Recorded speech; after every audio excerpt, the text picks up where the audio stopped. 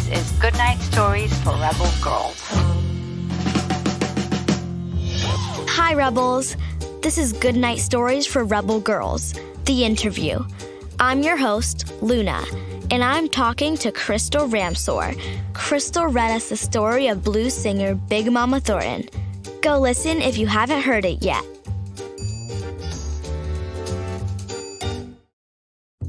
Hi, Krystal. Nice to meet you.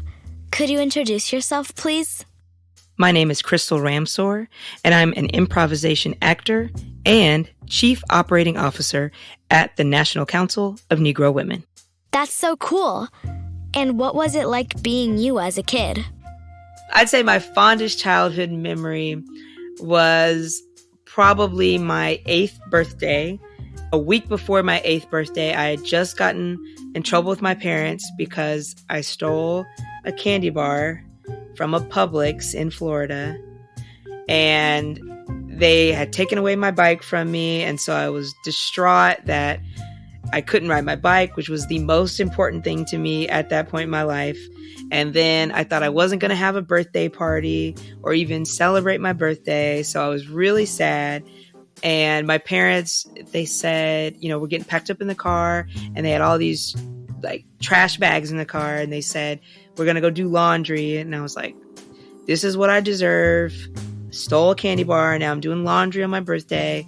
But in fact, my parents had all along planned a surprise birthday trip to Disney World, where we were staying in the Disney World hotel.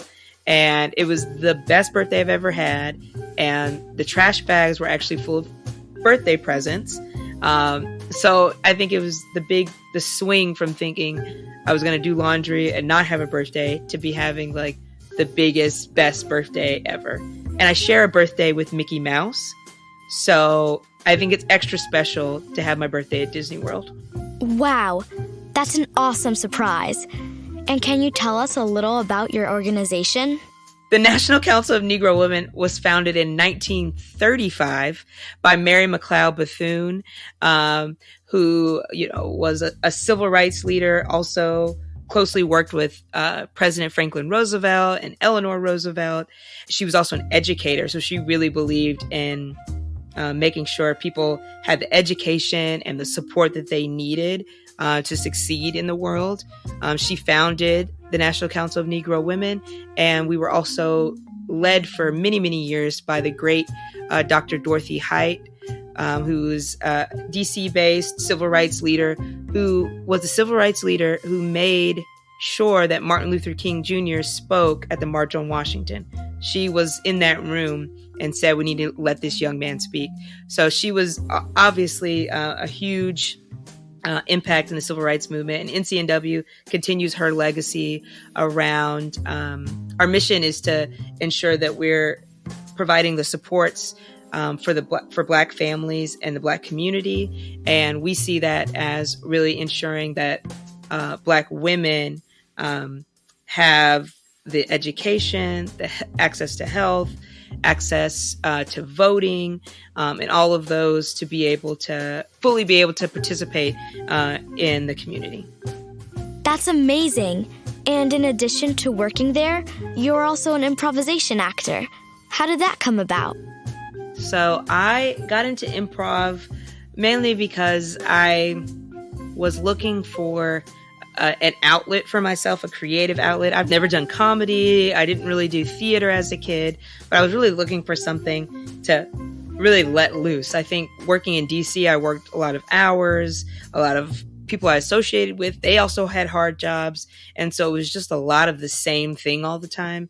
And I really wanted to break out of that. And then getting into improv just allowed me to feel free, to have this ability to be silly, to laugh. And I think it just really helped me be a much fuller person. Oh, I love that. Okay, and speaking of being a full person, you narrated the story about Big Mama Thornton. What do you think of her?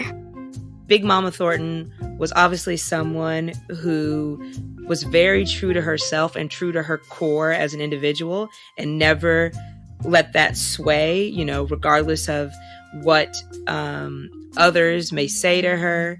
And I think especially when you hear her talking about how she's singing her music and then having a white person try to adjust how she's singing her music when she's singing it her way. So that's really, right, trying to correct who she is. And I think for me, I connect to that a lot. And my mom, sat all of us down and had the talk with us and said, you're going to hear things you've never heard before. People may treat you differently, and I was in middle school when she had this conversation with me. And so I remember going to school in North Carolina and, people saying things about my hair or about the way I spoke or how I dressed and different things like that. And I remember just being, I don't know if it was just the confidence from my parents or having grown up other places, but I remember just feeling confident in, this is who I am. I'm not going to change. And I was just like, oh, well, I do my hair this way because I like to do my hair this way. And then it was funny how it just changed into everyone was like, oh, I love how you do your hair. Oh, and the whole vibe changed from where it felt like, maybe they were trying to make fun of me or make me feel less than. And I just embraced it. And I think, right, that's something we see from Big Mama Thornton, embracing who you are. That's such a great message.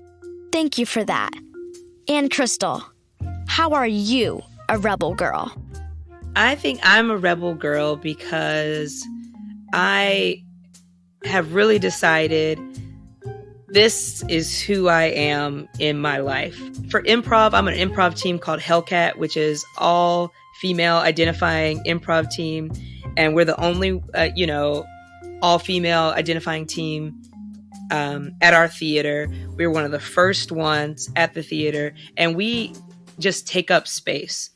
And we play bold, we play brash, we play funny, we play sentimental. And I think I feel that because I feel like there's so much that is asked of us as women, as Black women, that I'm just going to do it my way.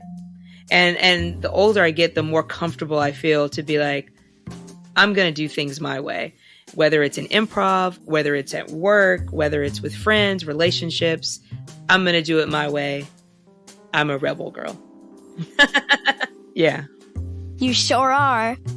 And we can all take a page from your book and stay true to ourselves. Thanks so much, Krystal. Thank you.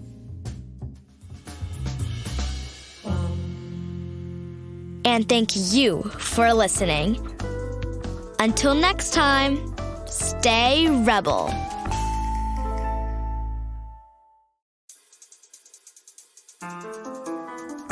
This podcast is a production of Rebel Girls.